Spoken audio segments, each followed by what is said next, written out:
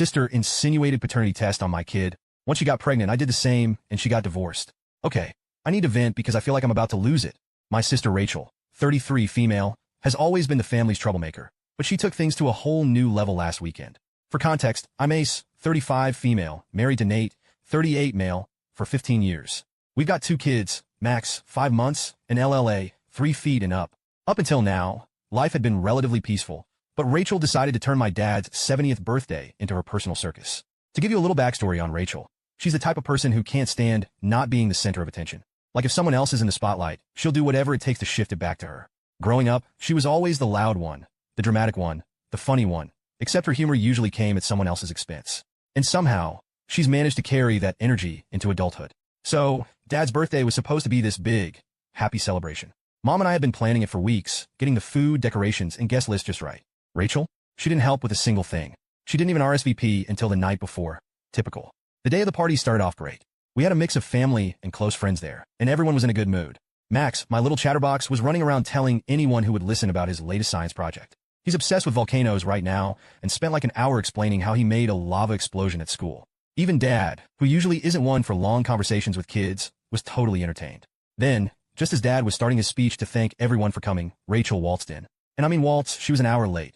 But instead of sneaking in quietly, she made a grand entrance. Heels clicking, oversized sunglasses perched on her head, and this dramatic scarf that looked like it belonged at a fashion show, not a backyard party.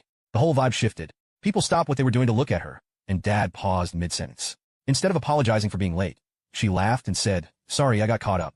You know how it is?" "No, Rachel, we don't." Once she was there, it felt like everything had to revolve around her. She started making comments about the decorations. Cute, but a little basic, don't you think? Critiqued the food. This salad could use more seasoning. And even made a joke about the music being something from the Stone Age. But the real drama started during dinner. Everyone was sitting around the table, enjoying the meal and chatting. Max, being his adorable self, continued telling everyone about this new book he's reading on dinosaurs. He was so animated and excited, and everyone was smiling and listening. Everyone except Rachel, of course. She was rolling her eyes and looking at her phone, clearly annoyed that the attention wasn't on her. And then she dropped the comment that ruined everything.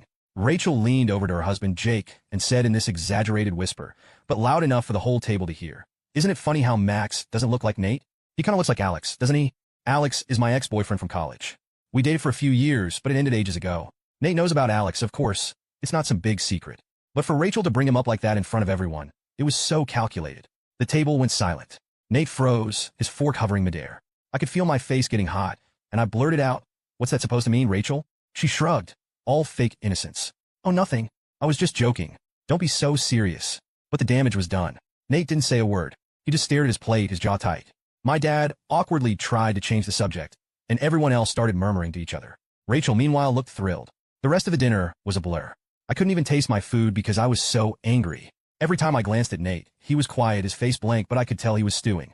And Rachel, she was laughing and chatting like nothing had happened. After dinner, I pulled her aside. "What is wrong with you?" I hissed. She looked at me like I was overreacting. "What? It was just a joke." "No, it wasn't," I snapped. "You know exactly what you were doing. Why would you say something like that in front of Nate, in front of everyone?" Rachel rolled her eyes. "Oh, please. If it's not true, why are you so defensive? You're acting like I accused you of something you basically did." I shot back. "You just implied my son might not be Nate's. Do you even understand how hurtful that is?" But she just smirked. "Relax, Elise. You're making a big deal out of nothing." At that point, I knew there was no getting through to her. Rachel doesn't apologize. She doesn't admit she's wrong. She just stirs up drama and watches the fallout like it's her personal reality show. Nate and I left the party early. I barely even said goodbye to Dad, which made me feel awful, but I couldn't stay another minute. I grabbed Max and LLA, and we bolted. The car ride home was completely silent. I kept glancing at Nate, hoping he'd say something, anything, but he just stared out the window. I felt like screaming. When we got home and put the kids to bed, I finally asked, "Do you believe her?" He didn't answer right away. Finally, he said, "Of course not. But if it's so ridiculous, why not just take a paternity test and prove her wrong?" I stared at him, my heart sinking. "Are you serious? You think I need to prove something that's not even true?" He shifted uncomfortably. "I trust you, Elise, but Rachel is sneaky." What if nothing?"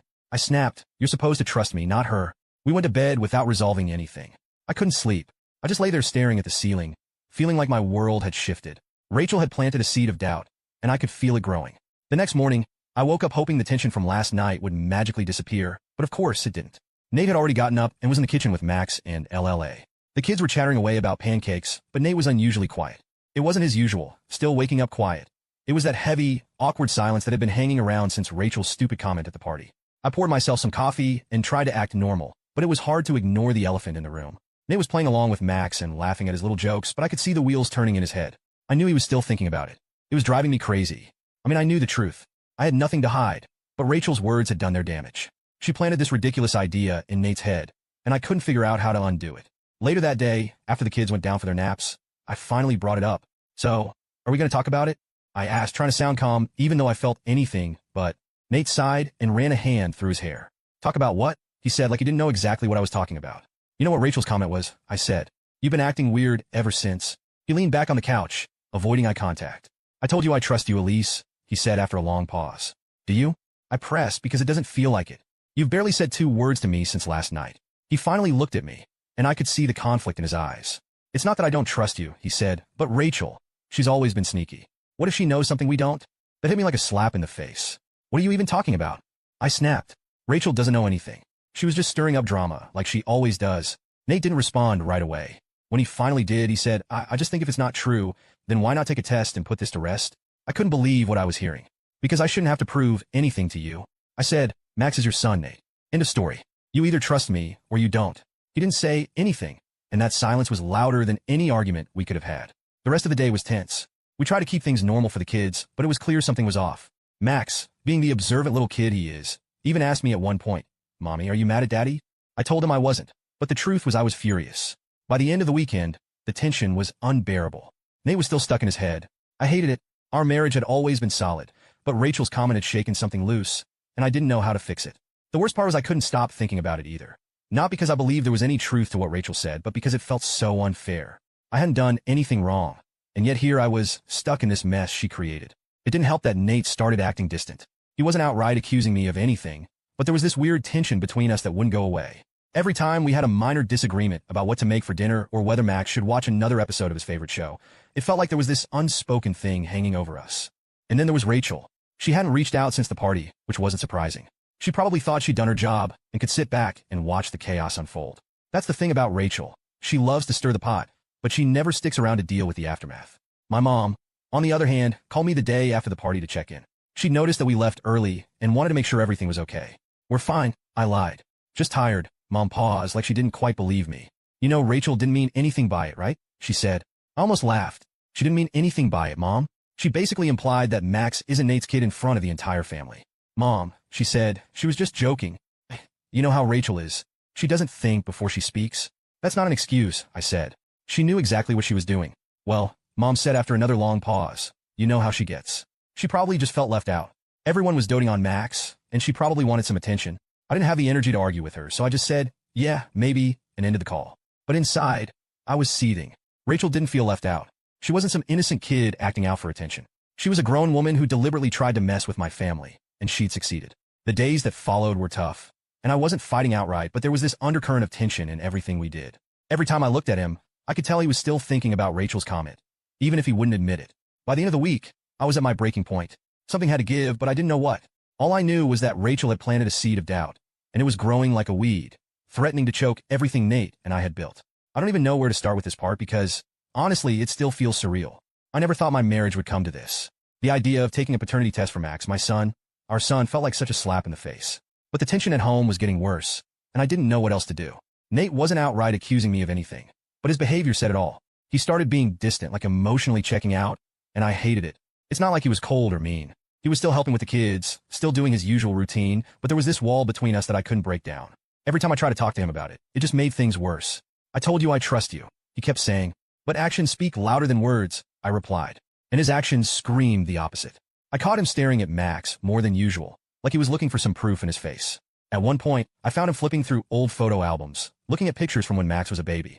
Do you think you'll find something in there that'll suddenly convince you he's your son? I snapped. One day, Nate looked up at me, startled. Elise, I'm just looking at photos. Relax, I said. Don't tell me to relax, I said, my voice shaking. You've been weird ever since Rachel opened her big mouth, and it's not fair. Not to me and definitely not to Max. I'm not saying it's fair, Nate said, but it's not like I can just turn off my thoughts. Okay, that was his excuse every time that he couldn't help it, and maybe he couldn't, but it felt like he wasn't even trying. I was stuck in this nightmare where my husband, the man I'd trusted with my life for over a decade, was suddenly questioning my integrity. Meanwhile, Max was starting to pick up on the tension. He's a smart kid, and he knows when something's off. He started asking more questions like, why does Daddy look so serious all the time? Or are you and Daddy mad at each other? I'd always reassure him, but it broke my heart. This wasn't his problem to deal with. He deserved a happy, loving home, not whatever this mess was. The breaking point came one night after another argument. It wasn't even a big fight. It started with something stupid like what to eat for dinner, but it quickly spiraled into something bigger. I don't know how much longer I can live like this, I said, finally throwing up my hands. What do you want me to do? Nate asked, his voice rising for the first time. Just pretend Rachel never said anything. Pretend those doubts aren't there. Yes, I shouted. That's exactly what I want you to do, because those doubts are ridiculous, and they're hurting our family. Nate shook his head. You keep saying they're ridiculous, but if that's true, why not take the test? If it's all nonsense, what's the harm in proving it? I couldn't believe what I was hearing. The harm, Nate, is that you're making me prove something I shouldn't have to prove. Do you not understand how humiliating that is? How insulting? He didn't answer, just looked at me with that same conflicted expression I'd been seeing for days. And that's when I realized he wasn't going to let this go. No matter how much I argued, no matter how many times I told him he was wrong, he wouldn't be satisfied until he had proof. The next morning I made the decision. It wasn't about Nate anymore, it was about Max. I couldn't let this tension fester any longer. Not when it was starting to affect our kids. If taking the stupid test would bring peace back to our home, then fine, I'd do it. When I told Nate, he seemed relieved, which honestly hurt more than anything. He didn't apologize, didn't say he'd changed his mind. He just nodded and said, I think it's for the best. For the best. Yeah, sure. The process itself was straightforward. We went to a clinic where they swabbed Max's cheek, then Nate's, then mine. Max thought it was some kind of fun science experiment, which made me feel even worse. He had no idea what was really going on, and I prayed he'd never find out. The wait for the results was excruciating. It was only a few days, but it felt like an eternity. Every time I looked at Nate, I felt this wave of anger and sadness. How did we get here? How did my marriage, my family, come to this point? When the results finally came in, I was the one who opened the envelope. Nate sat across from me, looking tense, while I unfolded the paper with shaking hands. And there it was, in black and white, a 99.9% match. Max was Nate's son, just like I'd always known. I handed the paper to Nate without a word. He read it, then looked up at me, his face full of guilt. I'm sorry, he said quietly. Sorry, I said, my voice barely above a whisper. You're sorry? I shouldn't have doubted you, he said. I let Rachel get in my head, and I shouldn't have. I wanted to yell at him to tell him exactly how much he'd hurt me, but I couldn't. I was too tired. The fight had drained me completely, and all I could do was sit there in silence. Over the next few days, Nate tried to make it up to me. He apologized over and over again, saying he'd never let Rachel's words get to him again, but the damage was done. I couldn't look at him the same way, not yet. Meanwhile, my mom called to check in, and I told her about the test. Well, at least now Nate knows the truth, she responded. The truth? I snapped. The truth hasn't changed, Mom. It was always the truth. The test didn't prove anything I didn't already know. Mom tried to backpedal, but it didn't matter. She didn't get it. No one did, except maybe me. Rachel had done what she set out to do. She'd planted doubt in Nate's mind, and that doubt had nearly torn us apart. And Rachel? She still hadn't reached out. No single call, not a single text, nothing. I thought about confronting her, about telling her exactly how much damage she caused. But what was the point? Rachel doesn't care about anyone but herself. She'd probably just laugh it off and say it was just a joke, but it wasn't a joke. Not to me, and not to Nate. I was still stewing over everything that happened with the paternity test when I decided I couldn't just let Rachel walk away from this unscathed. She'd almost destroyed my marriage and our family's peace with her disgusting joke, and the fact that she hadn't even reached out to apologize made it clear she didn't care. So I did what any reasonable, slightly petty person would do. I started digging. I wasn't even sure what I was looking for. At first, I just wanted to find something, anything that would show the world Rachel wasn't as perfect as she liked to pretend. Rachel has always been the kind of person who loves social media. Her Instagram is filled with perfectly curated photos of her life. Fancy brunches, vacations, gym selfies, the works. But as I scrolled through her feed, something struck me as odd. For someone who spends so much time showing off, there were barely any photos of her and her husband Jake. Curious, I checked out Jake's profile too.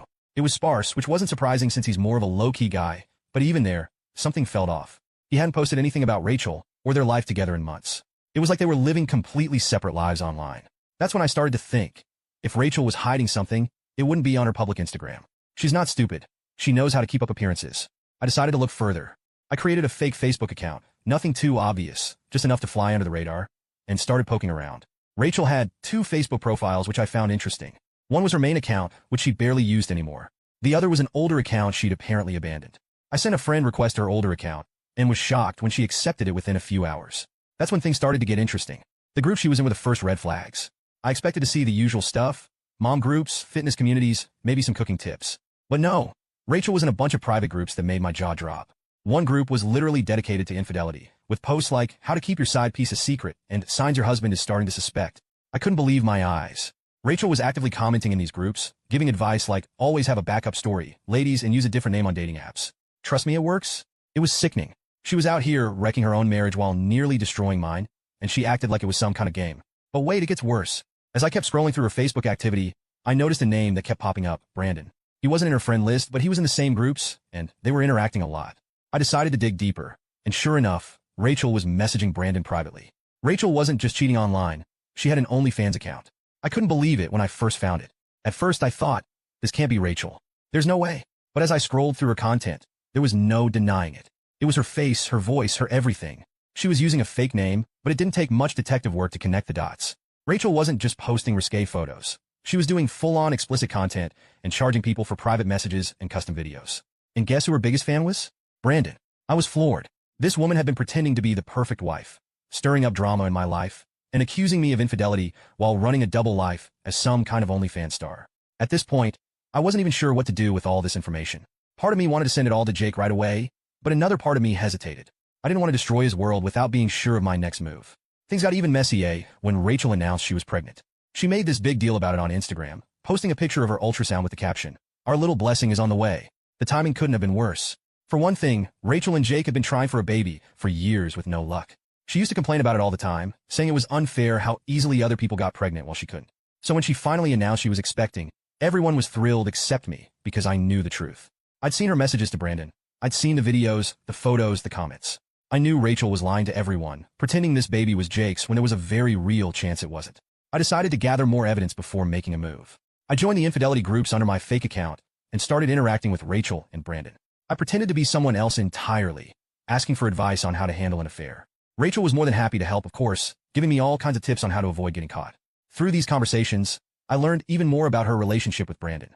They'd met through OnlyFans, but it had quickly turned into something more. She'd been meeting him in person for months, sneaking off whenever Jake was out of town or busy with work. One message from Brandon stuck out to me. "I can't wait to meet our baby. I hope she looks like you."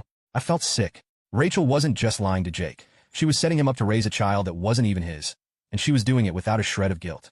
At this point, I knew I had to confront her. She had gone too far, and there was no way I could sit back and let her get away with it. But I also wanted to do it in a way that would make her squirm. She deserved to feel even a fraction of the humiliation she'd caused me. And so I started planning. When my mom told me she was throwing Rachel a gender reveal party, I almost choked on my coffee. A party for Rachel after all the crap she pulled felt like a slap in the face, but my mom, being my mom, was all about keeping the peace and treating everyone equally. "Elise," she said in her usual calming tone, "we threw a party for you when you were pregnant with Max. It's only fair we do the same for Rachel." "Fair?" I scoffed. "Mom, this isn't about fairness. She's a liar and a troublemaker, and you're rewarding her with a party." Mom sighed. "I know Rachel has her flaws, but she's family, and now that she's pregnant, maybe this will soften her. Help her grow up a little." I wanted to scream. "Mom, she's literally living a double life," but I didn't. At that point, I wasn't ready to reveal what I knew. Not yet. Instead, I bit my tongue and said, "Fine, have your party, but don't expect me to pretend everything's okay. Can you at least come?" Mom asked, sounding tired. I thought about it. On one hand, I didn't want to be anywhere near Rachel. On the other hand, this was the perfect opportunity to confront her. If she could humiliate me in front of the family, why couldn't I return the favor? "Yeah, I'll come," I said. "But don't expect me to keep quiet if she starts her usual nonsense." The party was set for the following weekend, and Rachel, of course, milked it for all it was worth. She posted about it nonstop on social media. "So blessed to have such a supportive family and can't wait to celebrate our little miracle." It made me want to puke. When the day finally arrived, I put on my game face and headed to my parents' house with Nate and the kids. Nate was still trying to repair things between us after the whole paternity test fiasco, so he was on his best behavior. He even said, "Let's just get through this for your mom's sake," which I appreciated. The party was typical Rachel, over the top and attention-seeking. There were pink and blue decorations everywhere, a huge balloon arch, and even a catered buffet. Rachel was in full princess mode, floating around the room in a flowy dress that screamed, "Look at me." Jake was there too, smiling and acting excited, but I could tell something was off. He seemed detached, like he was going through the motions. I wondered if he suspected anything or if Rachel had him completely fooled. As the party went on, I stayed in the background, watching and waiting. Rachel was eating up all the attention, going on and on about baby names and nursery themes. Every time someone asked her a question, she'd answer with this sickly sweet smile, like she was the perfect mom to be. But then came the big moment, the balloon pop. Everyone gathered around as Rachel and Jake stood in the center, holding a big black balloon. When they popped it, pink confetti exploded everywhere. "It's a girl!" Rachel squealed. clapping her hands like a child. Everyone cheered and clapped, and for a moment I almost felt bad for what I was about to do, almost. After the excitement died down and people started mingling again, I saw my chance. Rachel was chatting with a group of friends, soaking up their compliments when I walked over. "So, Rachel," I said loudly enough for the group to hear, "have you told Jake about Brandon yet?" The conversation stopped. Rachel froze, her smile faltering for the first time all day. "What are you talking about?" she said, her voice tight. "You know exactly what I'm talking about," I said, crossing my arms. "Brandon, the guy you've been chatting with on Facebook, the guy who's been paying for your OnlyFans content, the guy who might actually be the father of your baby." The color drained from Rachel's face. "You're insane," she snapped. "You're making this up." "Am I?" I said, pulling out my phone. I'd saved screenshots of her messages with Brandon, her OnlyFans account, and even some of the more incriminating comments she'd left in those cheating groups. I handed my phone to Jake and said, "Take a look." Jake hesitated for a moment, then took the phone. As he scrolled through the screenshots, his expression changed from confusion to shock to anger. "Rachel," he said finally, his voice low, "what the hell is this?" Rachel started stammering, her hands fluttering like she was trying to grab the words out of the air. It's not what it looks like," she said. "It looks like you've been lying to me," Jake said, his voice rising. "It looks like you've been cheating on me." By now, the entire party had gone silent. Everyone was watching their faces, a mix of curiosity and horror. Rachel, clearly panicking, turned on me. "You're such a jealous bee," she spat. "You've been obsessed with ruining my life ever since the paternity test." I didn't flinch. "No, Rachel, you ruined your own life. I just exposed the truth." Jake threw the phone onto the nearest table, his face red with anger. "Is the baby even mine?" he demanded. "Of course she's yours," Rachel shouted, tears streaming down her face. "I would never." "Then take a paternity test." Jake interrupted. "Prove it." Rachel's mouth opened and closed like a fish. She looked around the room as if hoping someone would come to her rescue, but no one did. Not even our mom, who stood frozen in the corner with her hand over her mouth. "I don't need to prove anything to you," Rachel said finally, her voice shaking. Jake let out a bitter laugh. "That's what I thought."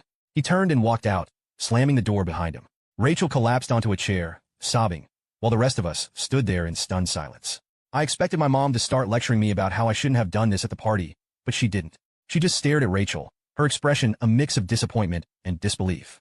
After a few minutes, Nate walked over to me and said quietly, "Maybe we should go." "Yeah," I said, my voice steady. "I think we're done here." As we left, I couldn't help but feel a sense of relief. For the first time in weeks, I felt like the weight on my shoulders had lifted. Rachel had spent her whole life tearing people down, but this time, she'd torn herself down after the gender reveal party. Things spiraled for Rachel faster than even I could have predicted. Jake left her that night and didn't come back.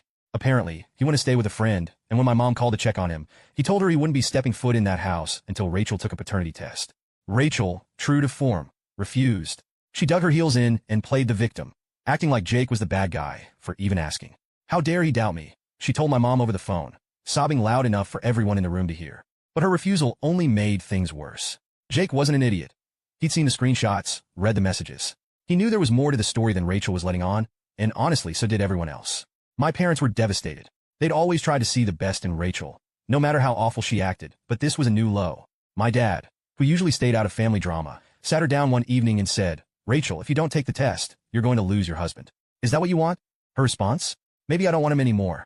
That shut my dad up real quick. He didn't know what to say to that, and honestly, neither did anyone else. Meanwhile, Rachel was still clinging to her double life, but cracks were starting to show. People in our extended family had started whispering about the drama, and it wasn't long before her OnlyFans account came to light.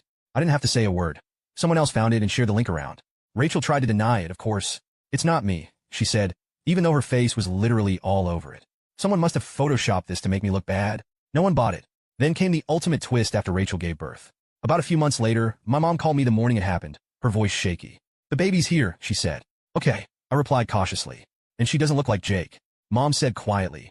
Not even a little. I wasn't surprised. I'd been waiting for this moment, knowing it would eventually come. Still, hearing it confirmed made my stomach drop a little. What are you going to do?" I asked. Mom sighed. "I don't know. Rachel's refusing to admit anything, and Jake still won't talk to her. He says he's filing for divorce if she doesn't take the test."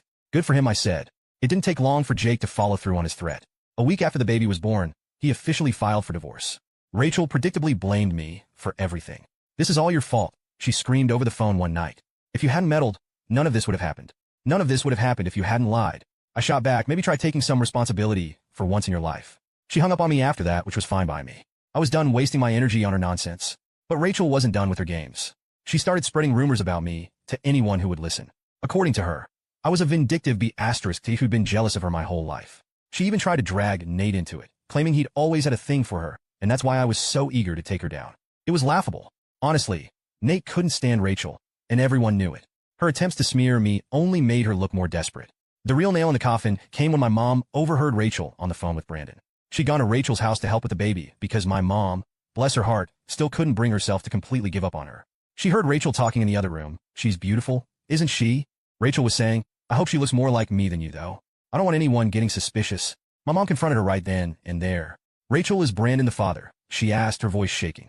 Rachel denied it at first, but eventually she broke down. "Fine, yes," she said. "Okay, Brandon's the father. Are you happy now?" Happy number. My mom was heartbroken. She called me that night and told me everything. And for the first time in years, I heard real anger in her voice. "She's ruined everything," Mom said. "Her marriage, her reputation, our family. I don't know what to do anymore." "She's not your responsibility," I told her. "Let her deal with the mess she's made." And that's exactly what happened. Jake finalized the divorce within months and cut all ties with Rachel. Brandon predictably wanted nothing to do with her or the baby. Rachel was left completely on her own. My parents, after a lot of soul-searching, decided to step back as well. They helped her financially for a little while, but when it became clear that Rachel wasn't interested in changing, they finally let go. As for me, I've moved on. My marriage with Nate isn't perfect. It's hard to completely bounce back from something like this, but we're working on it. We've started going to couples therapy, and I feel like we're finally rebuilding the trust that Rachel tried so hard to destroy. Rachel, on the other hand, is a cautionary tale. She spent so much time tearing other people down that she didn't realize she was destroying herself in the process. Now she's alone, struggling to raise a child on her own with no one left to blame but herself. And honestly, that's exactly what she deserves.